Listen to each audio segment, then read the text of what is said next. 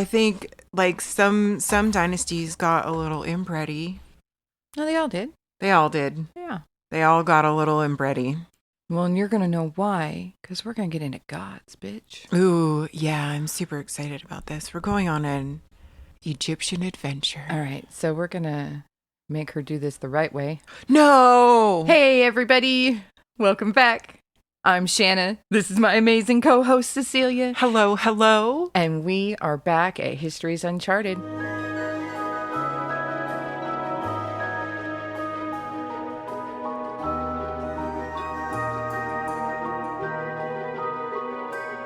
We are about to talk about something completely different, and we're going back in time, folks, to ancient Egypt. Boop, boop. Cecilia asked for Tutankhamun, and while that's an okay and interesting topic, his family is even more so. Indeed, Elise. We don't really get a lot of that in the Tutankhamun TV shows that we get. We get the information about his tomb and the discovery of his tomb and what we found in his tomb and what that could mean, but there's not a lot of backstory. All right, so everyone knows that I provide, you might know that I provide Cecilia with notes and stuff so she can read along and feel important. Y'all should know that she has not read any of them and really does come to the table with not a lot of knowledge. No offense, but No. So I'm going to ask you a question. With all of that Tutankhamun exposure that you've had throughout your life, right? Did you know anything about his father? No. So, little spoiler alert, this man changed Egypt on its very foundations and turned it on its head. That's wild. It is. It's the wildest thing ever. It's the most riotous experience in Egyptian history, and no one knows about it except for people that bother to read about ancient Egypt. Which is wild. I wish we had more. I mean, and again, this is just like cinematizing it all, right? But like, just making up words here.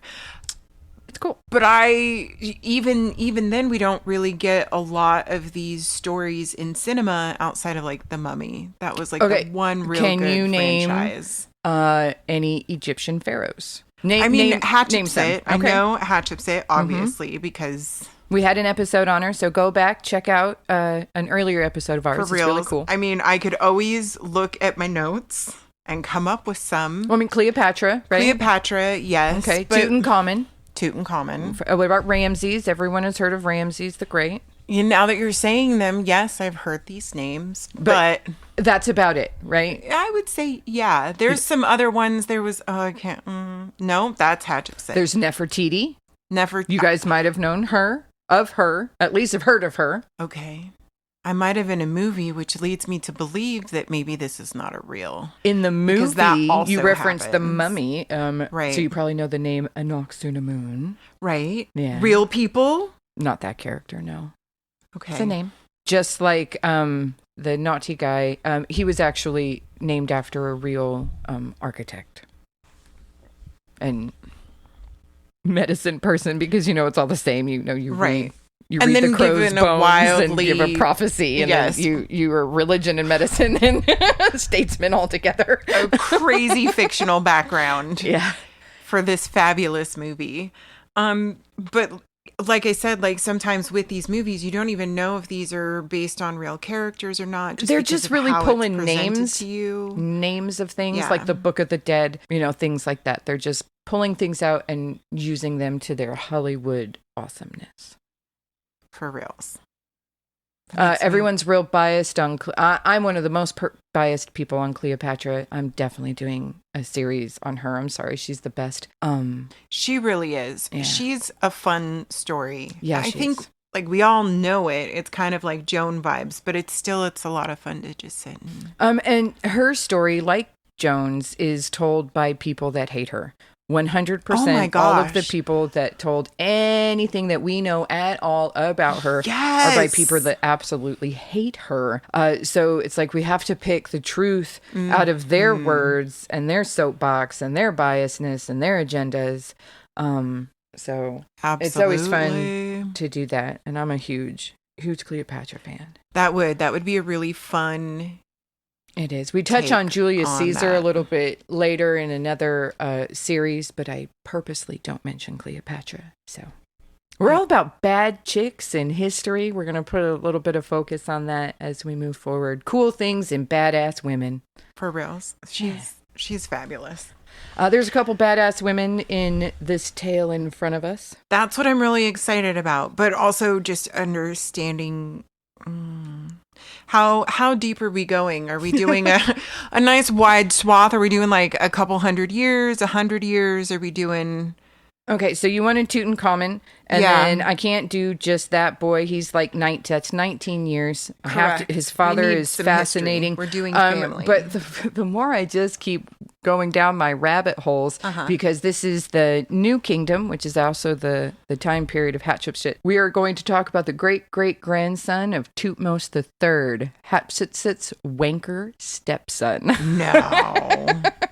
So I personally went back quite a few generations in my fun, but I think I only did dad and granddad. Tutankhamun. The dad and granddad. Yeah, I took Tutankhamun as your starting point. That started quite a few generations earlier. So it's like in 100-ish year frame. How old do Egyptians tend to live in this time frame? Oh, like a normal individual lifespan. I mean, I would say it's a lot like medieval Europe where, 50 is pretty good. That's you can die in childbirth, like everyone can die in childbirth, right? But right. You can also not, and you can die as a soldier. So like there's things, but if you're good, your teeth rot out and you get cancer and diabetes and shit like that. So you just got to watch out for those. But overall, probably 60. Yeah. 50 to 65 is a good. Or being just a little too inbred. That's only the royals. Only the royals. Gen Pops never did. I love that for them. Gen Pops were 1,000,000% different from the top percent. The 1%. It's insane how the food that they ate, the clothes that they wore, the way they worship the gods, all of it was 1,000,000% different. I am not 100% not surprised. As one of those poor peasants, I totally see how different I am. They didn't hate it. They were okay. They kept the same way of life for thousands and thousands and thousands of years. Like, we don't understand. Here in America, we're about 250 years old. Right. Like, come on. It's not even the New Kingdom. For reals. But that was because a big part of Egyptian culture and, just pulling from Hatshepsut was to take care of your people. Like, it was honorable to take care of the masses. I mean, you're still douche humans and you expand your empire and conquer your enemies and enslave people. I mean, that's a thing. They're not peaceful. They are still warlike because they're ancients. Yes. Bronze Age, angry dudes. Different vibe. But you lived amongst wealth. You lived amongst, and by wealth, I mean shelter and food and attempt advances in healthcare and technology. There was always, Egypt has always been called the world's breadbasket before we completely ruined it because the Nile and its inundation. It always provided tons and tons of food. Now, of course, there were always famines and there were droughts and there were floods that caused issues, but there was almost always backstores as well. And people really worked together. Yes, there was civil unrest and disputes had to be put down. This wasn't a 100% peaceful society. But statistically, it wasn't a utopia, but it sure did look that way. Exactly. It lasted way longer than the Roman Empire. It has lasted longer than the modern empires that we have right now because we're babies. The longest is probably England in a continual state of stateness of being England, a couple thousand years. So I've got a couple brief little summations to kind of give an idea of the structure of the world that we are walking into, because as modern folks, we don't know nothing about this stuff in general. This isn't general knowledge. Yeah, and just the way life was lived. And I just want to put a side note right now. I am so glad we decided to put page numbers on the bottom of our notes. This makes it way less chaotic for me. Seriously. Okay, folks. We'll see how hit it and quit it we can go. We have a lot of different periods that we're going to talk about in ancient Egypt.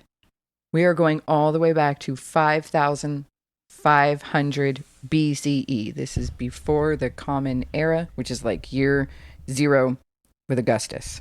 All right. So 5,500 to 3,100.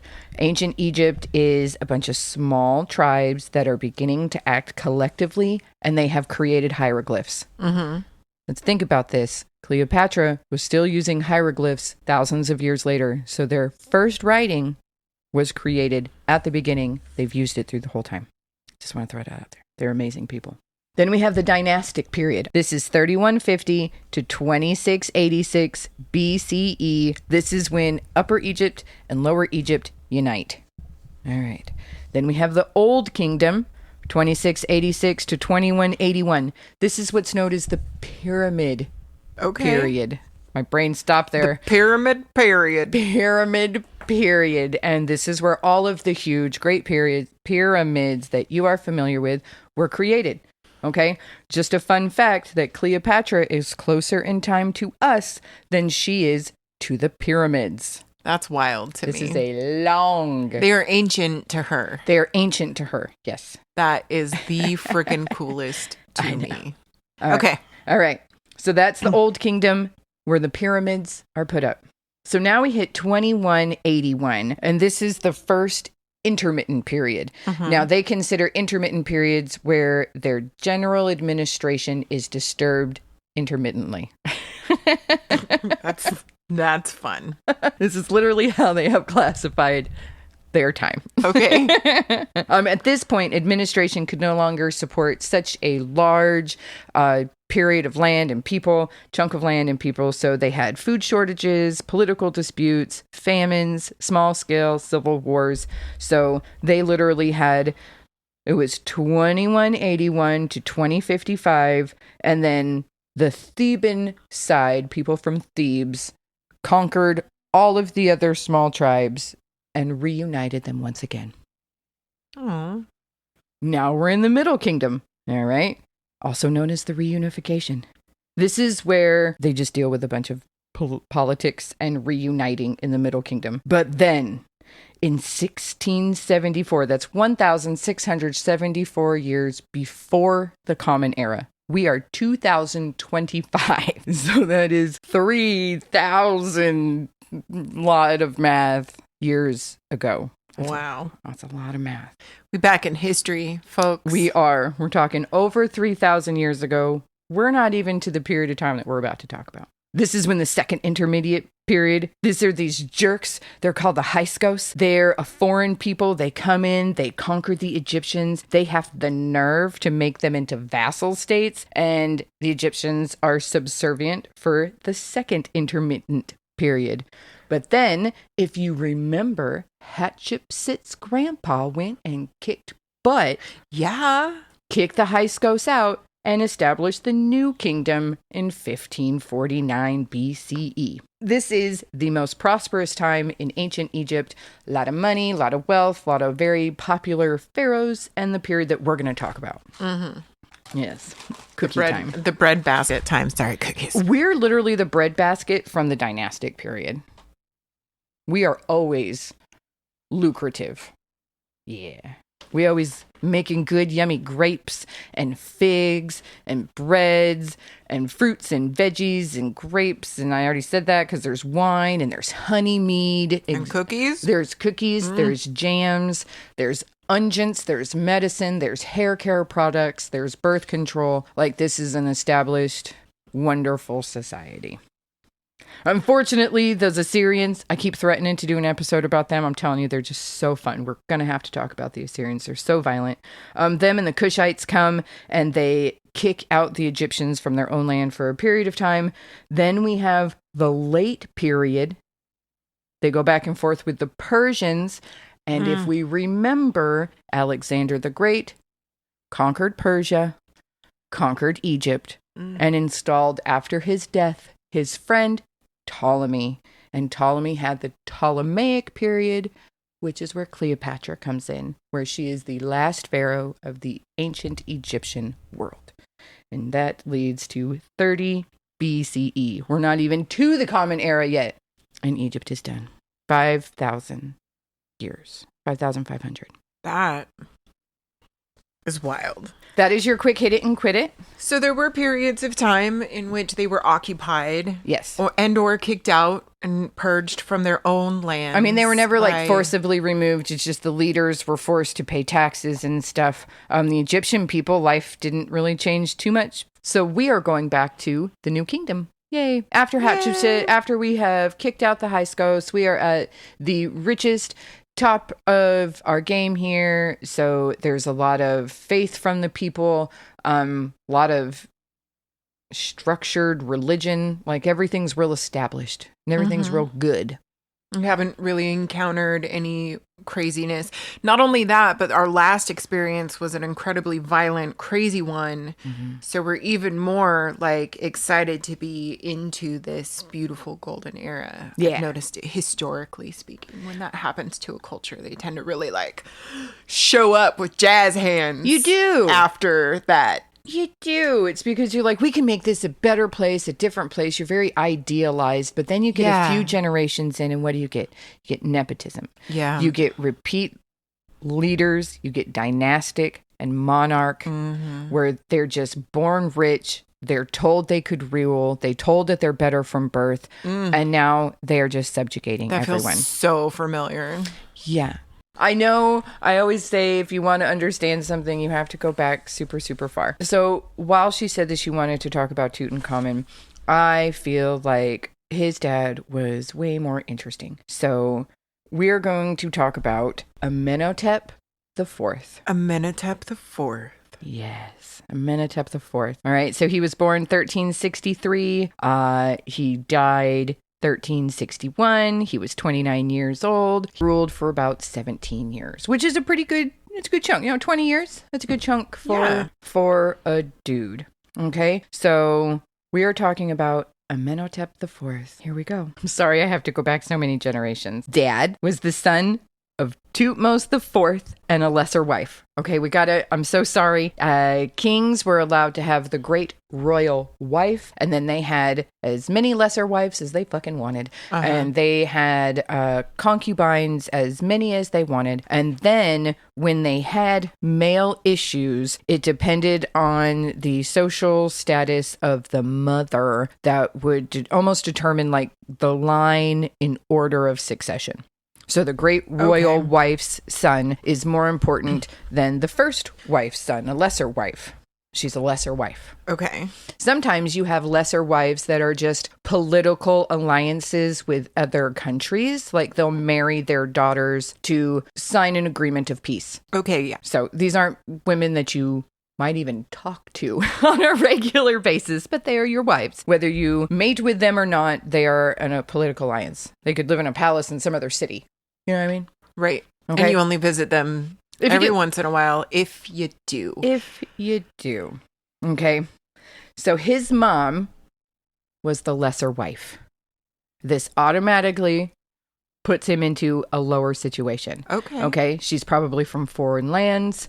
Some say that the mom was a member of the royal court and the dad was a foreign dignitary. It's not a lot of clear, but her dad's name was Yuya and mom was Thuya. Yuya and Thuya. All right, so those are... They had a baby of some station, but not enough. This is Amenhotep's dad. Is married to a chick.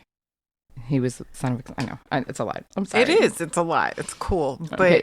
So fun fact about this dad, that just like Hatshepsut, because he was the son of a lesser wife, he made up a story that the god Amun came and took the form of his dad and had sex with his mom. So he's not really his dad's son. He's the god's son, which means that even though he's the son of a lesser wife, he is still way more important and deserving of the throne. Right. Okay. I am essentially a demigod at this point. Proving your legitimacy to rule is the purpose of these crazy Pull the stories. Hatshepsut. He did, because she did that, because she had to prove her legitimacy because she's a woman. Right. She had to put, why would you not choose me? Also because of this, he chose a wife that was a child of 2 royal parents. All right. So his great royal wife, he made sure to be was like up there. Right. Right. He's proving his legitimacy. He is half god. He is married to a super royal chick. Mm-hmm. Therefore, my heirs will not have any issue with legitimacy as well. And I, even though I am the son of a lesser wife, but I just love that his grandma was Yuya.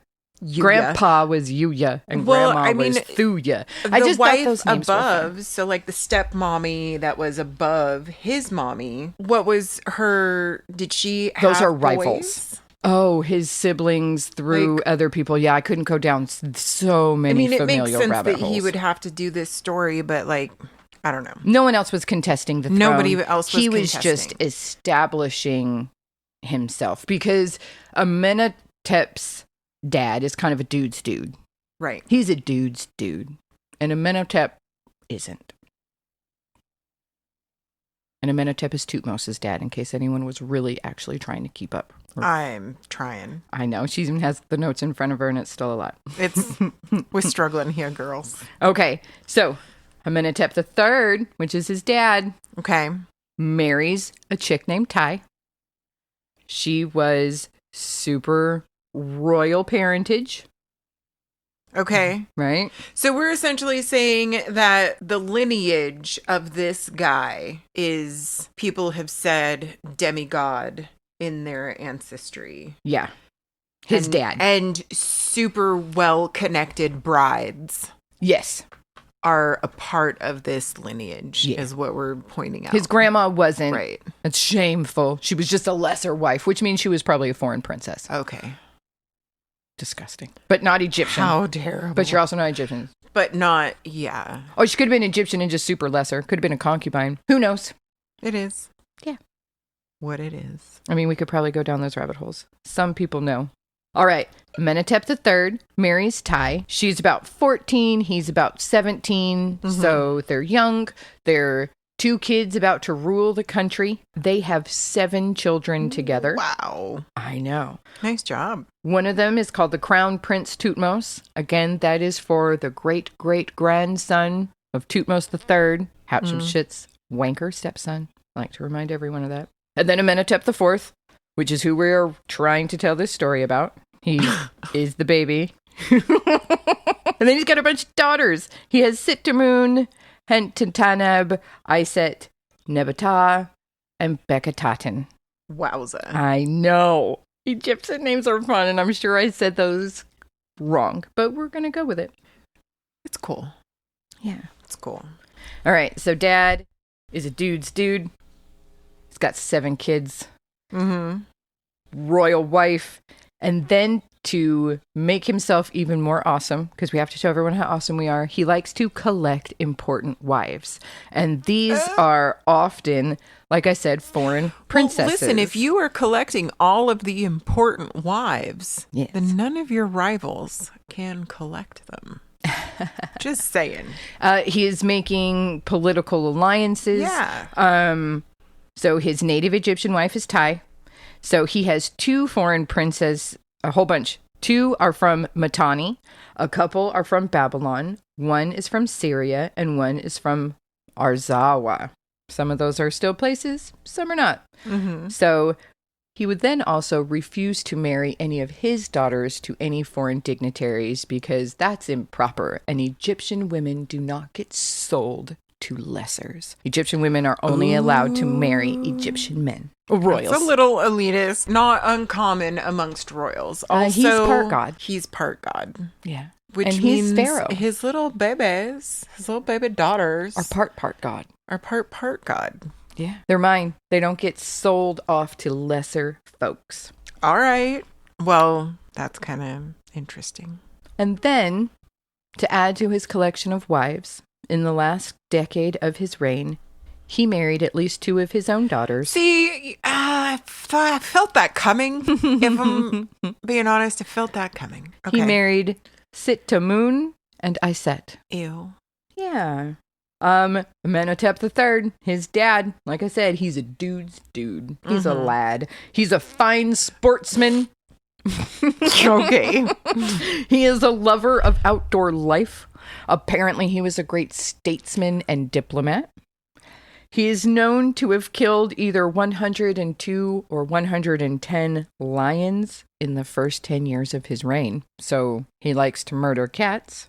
Unlike a lot of other military rulers like Hatshepsut's dad and Thutmose the third, the wanker, they were very militarily driven, and they held a lot of conquests and invasions and put down things. Amenhotep the third didn't. He had one battle on his record. Oh. Yeah. He put down a rebellion in Kush. Well, I mean, he was out there busy killing cats, apparently. He was. Yeah. Jerk. Marrying daughters. His own, others. He didn't care. He liked them all. Listen, Mr. Third. Amenhotep the third. Which is Amenhotep's the fourth. Seems kind of like a disappointing human. Yeah. All right, so Amenhotep He's the typical. fourth. He's a dude. Dad. He's a dude, Cecilia. What do He's you just expect? a dude. For real, he's a rich dude. His parents were rich. He's rich. All he has to do is just be a dude. Must be nice. He was typical of all pharaohs. He liked to build things. He built a palace. So he began construction around his regnal year 11. And this continued all the way to he was able to move in permanently to his own palace in regnal year 29. All right. Once this was completed, this is the largest royal residence in Egypt. It took a long time. People built stuff out of stone. They had to get wood from other countries and move it by boat and camels and shit. Like, this was a process. Yeah. Like, there's theories out there. Well, I guess maybe not theories, but hypothesis that like Don't you say generations built Yes. the pyramids. Generations. They took just like castles. Like, you have to think of like castles. They take like 60 to 70 years to build. It was a family affair. It is. You were most likely born into that work because you were born and raised. They have little artisan villages and Indeedly. architect villages. Absolutely. Bricklayers. It was not aliens, guys. Okay. I was like, don't do it. I promise. I don't believe it was aliens. So Amenhotep III has the distinction of having more surviving statues than any other Egyptian pharaoh. He has about 250 statues identified with him. When he died, he left behind a country that it was at the height of its power and influence and had international respect. Do you think that was part of the reason that so many of his things survived? Because when he passed away, it wasn't like this big, horrible, disgraceful thing. Like, we know with Hatshepsut, a lot of her influence was destroyed. Yes. Her statues were defaced, her inscriptions were chiseled off, and yes. But because he was awesome. He's a dude. Was awesome. A dude's dude. Yeah. So he was celebrated. But also he did luck out, and he was on an up. Yeah. When he was ruling. Yeah, he was. The country was on an up. He hit a good period. He's like a Kennedy without all the killing. Right. Yeah. Sorry. Or affairs. Are they affairs if you're allowed? That is true. Apparently, I don't know enough to have a conversation about the Kennedys. Oh, no, I meant Amenhotep, because he's allowed to sleep with whoever he wants. Oh, this is true. He can have 700 wives. I don't think Jackie O was really pleased about that, though. No. I don't know. So I think those were affairs, but I don't think Amenhotep can have an affair with his concubine. No, not at all. Especially when this is expected and culturally like just the norm and okay, and just it is what it is. I find that dudish. Women weren't allowed to because we could get pregnant, and then they don't know which daddy is our babies, and then how can we know? And what if I don't get enough of what I need? So it makes sense that dudes would want multiple wives. In that time, when it comes down to baby making. But was this something that was common amongst the people, I guess? Did they have they multiple? were very monogamous. Yeah. Yeah. See? long-lasting relationships. I think the women were able, I know they were able to own property and have businesses and keep their own income and stuff. And I think they could even apply for divorce. So it was a really good time to be a woman as well. Yeah. Yeah. That's wild. I mean, we always die in childbirth, but at least we had some sort of autonomy at this time period. I dig that for us. We deserve it, even if it's short-lived. That's 5,000 years in a different culture, galaxy far, far away. For reals. Feels like it sometimes. But his mom, Ty, she was a badass. All right. He done good when he chose her because she,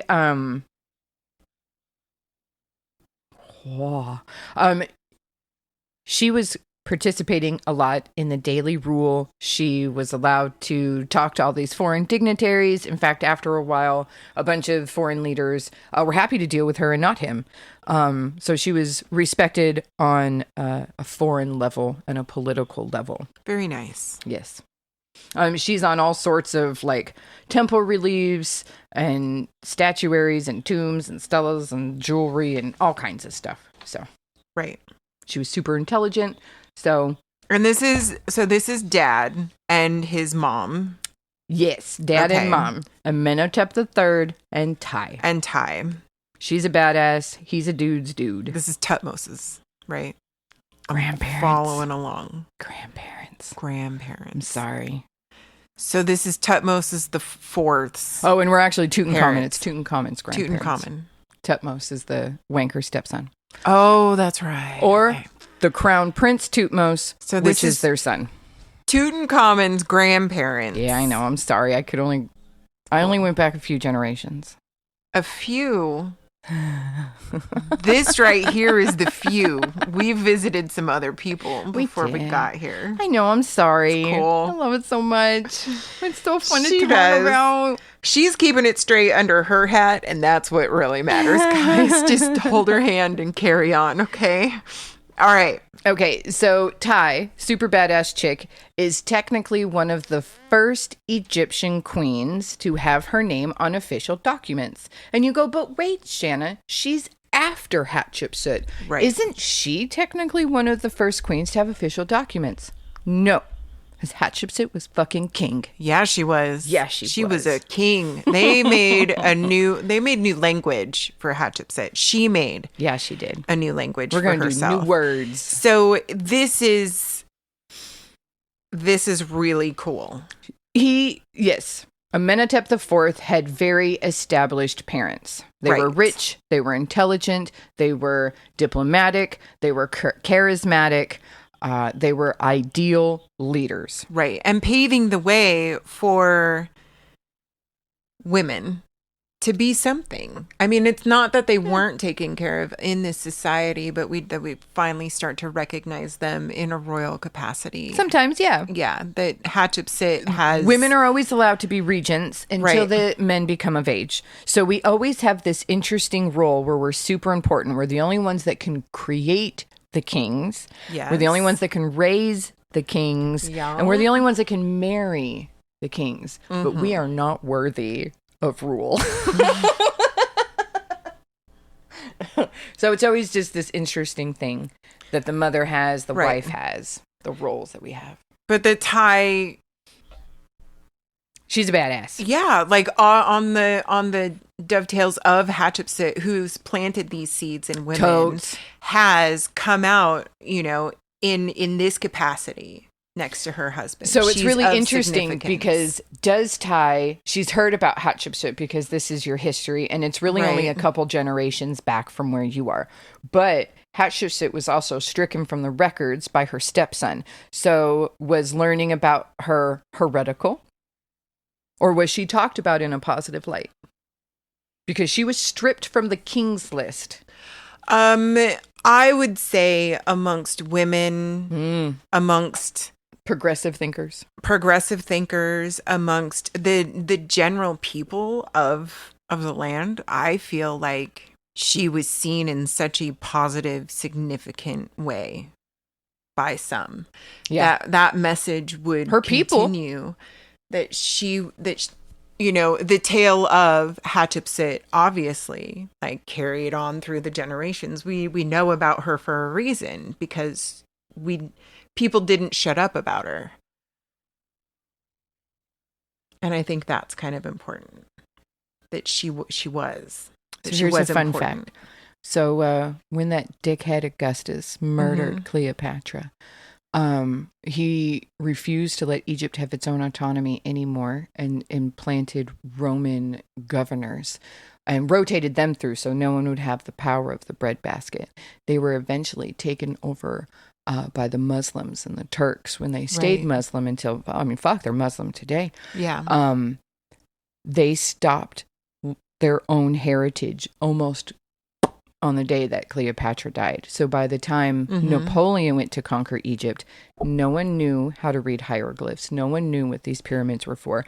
No one knew anything. Right. And it wasn't until the Rosetta Stone was cracked that people even knew anything about the Egyptians at all. So our knowledge of ancient Egypt is only 300 years old.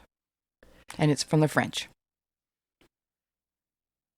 So I could take that. So what we know is just weird scratchings on stone, and it's our stories that are recreating it. Imposed on top of like what that real meaning could actually be. Yeah. And I totally dig that. But I feel like even the washing out of a culture would still take a significant amount of time. Like there's still strongholds. There are.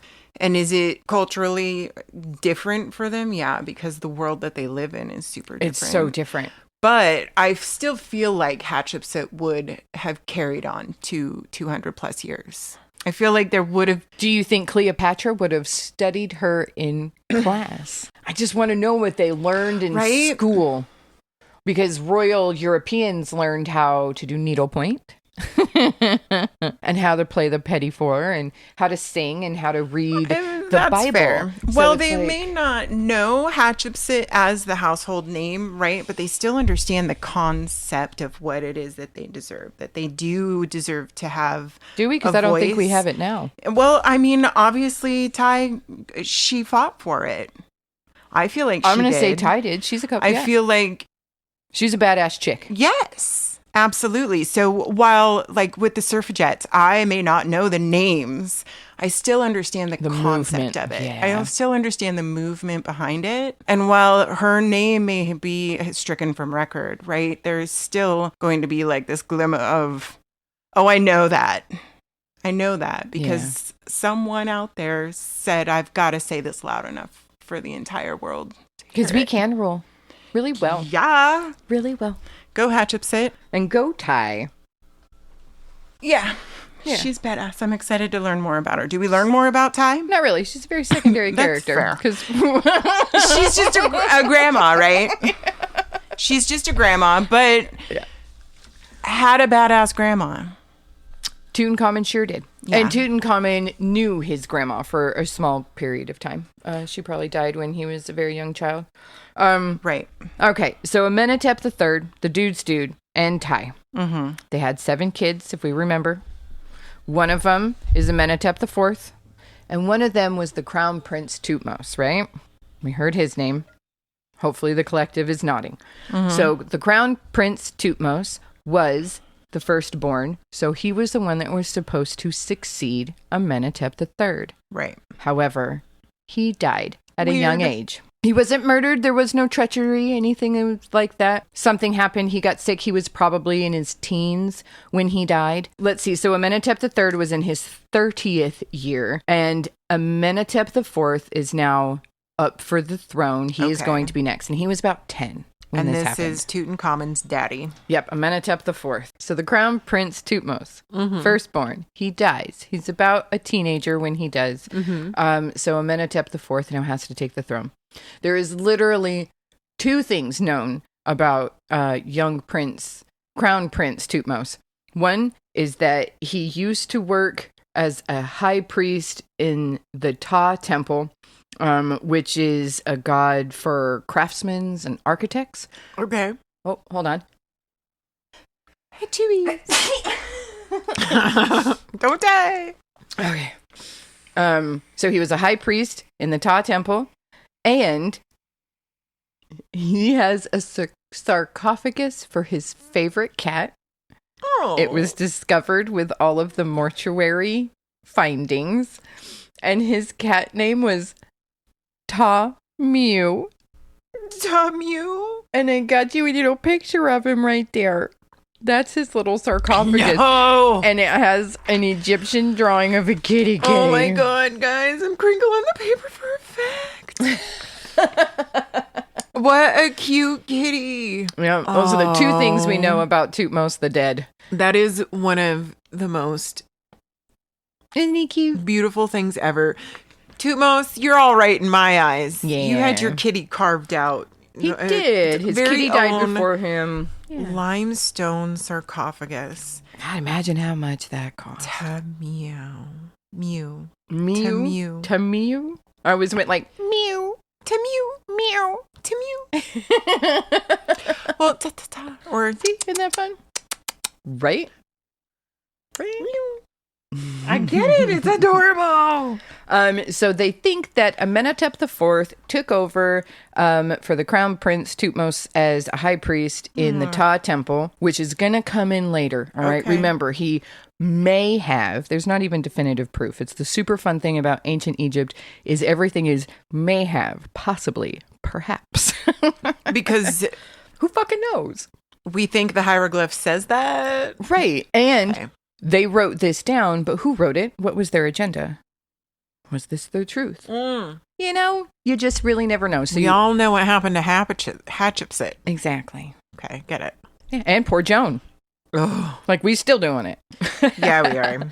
So just keep in mind that he possibly served as a priest in a temple for architecture and craftsmanship. Wow. So, All right. All right. So Amenhotep III dies. Bum, bum, bum. Apparently, he suffered from arthritis, obesity, and forensic evidence shows that he had several missing teeth and cavities. This would have been excruciating. Any of you poor bastards out there that have any idea about dental pain wow. can feel this poor guy. Like, they didn't have dentists back then. They didn't have a lot of cures. So when their teeth rotted out, it just hurt. That is what it is. They probably drunked you up and pulled it. Yeah. So, It's the best that you can hope. for reals. And then, get the teeth of some peasant and wire them together. That was in the Middle Ages, and much later we learned that as a later trick. They just went sad. toothless. And you got to imagine that a lot of, ironically, their food had a lot of sand in it because of the desert and stuff like that. And their grounding techniques for their mills. So their teeth would get worn down quite quickly. That makes a lot of sense. I bet their appendixes were interesting. That's why we had an appendix, was to process rocks and stone. We don't need to do that in our diet anymore. That is why our appendix is not necessary. It's wild. Yeah. But for the Egyptians, mucho necessary. Super. Amenhotep III, because he was a rich dude's dude, he had the largest tomb in the West Valley of the Kings. This did include 2 side chambers, one for his great royal wife, and the other, Sitamun, who was his daughter. Okay, so you're saying that those, like, the well-known pyramids?